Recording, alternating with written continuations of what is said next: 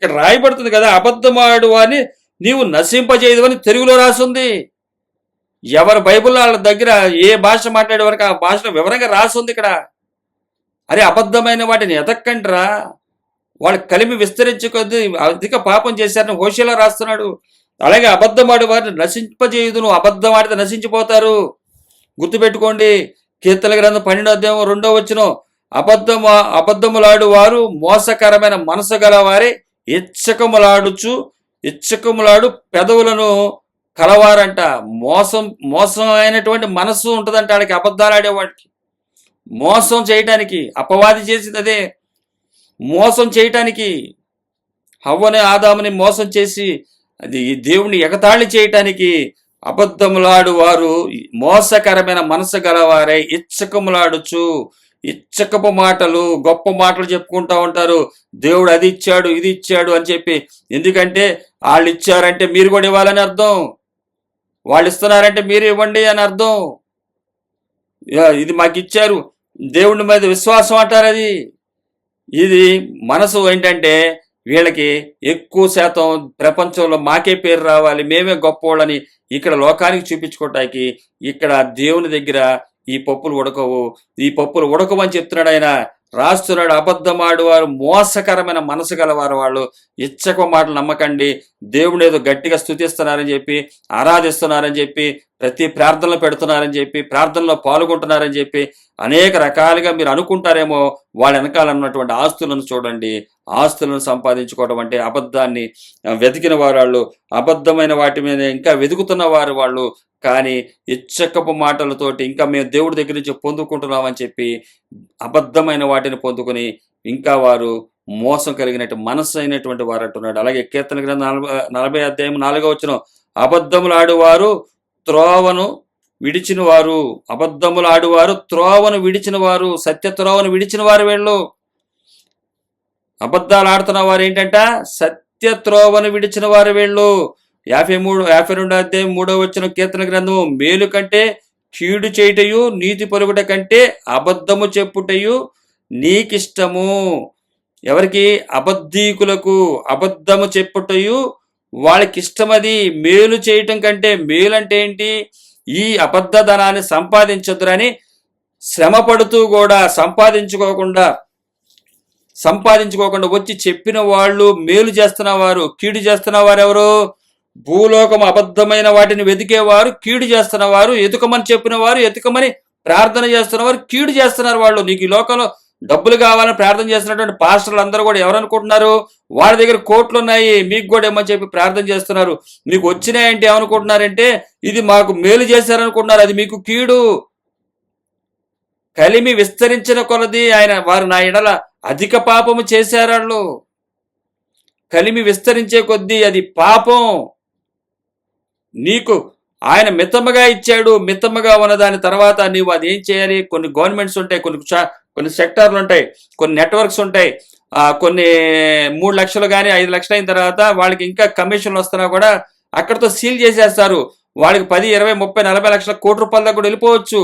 కానీ 5 లక్షలు దాటి వెళ్ళకూడదు వాళ్ళు ఇంకా. అలాగే మనకు కూడా దేవుడు ఏం పెట్టాడు? ఒక లిమిట్ పెట్టాడు. దాన్ని దాటి మనం వెళ్ళామంటే కలిమి విస్తరించిన కొద్దీ ఆయన ఎడల అధిక పాపం చేసిన వారం అవుతాము. అది విస్తరించడమే పాపం. తాగటం, వ్యభిచారం, తర్వాత దొంగతనాలు చేయటం కన్నా ఇది ఇంకా ఘోరమైనది. 5 లక్షలతో సీలింగ్ పెట్టినా ఇంకా కోట్లు సంపాదిస్తున్నారంటే అది అధిక పాపము. కలిమి అది కీడది, మేలు అనుకుంటున్నారు మీరు. ఈ అబద్ధీకులు ఏమనుకుంటారంటే మేలు కంటే కీడు చేయటం, నీతి పలుకుట కంటే అబద్ధము చెప్పుటే వాళ్ళకి ఇష్టం. అది ఎందుకంటే డబ్బు ఇష్టం. కానీ పైకేం చెప్తారు? మేము డబ్బుల కోసం కాదు పరిచర్యలు చేసేది, డబ్బుల కోసం కాదు. మరి డబ్బుల కోసం కాదు, డబ్బులు ఉన్నాయా? సత్యం ఉందా? సత్యం ఉంటే డబ్బులు ఉండవు. సత్యం అంటే యేసుక్రీస్తు వారే. ఏ లోకానికి శిఖరం మీద తీసుకెళ్లి చూపిస్తే ఏదీ తీసుకోలేదు ఆయన. మీకు ఎక్కడైనా రాయబడి ఉందా? ఆయన తలవాల్చుకోవటానికి కూడా స్థలం లేదని చెప్పి రాశాడు. జైల్లో మగ్గారే పౌలు గారు కానీ, యేసుక్రీస్తు వారు కానీ. ఆయన బంధించబడ్డారే.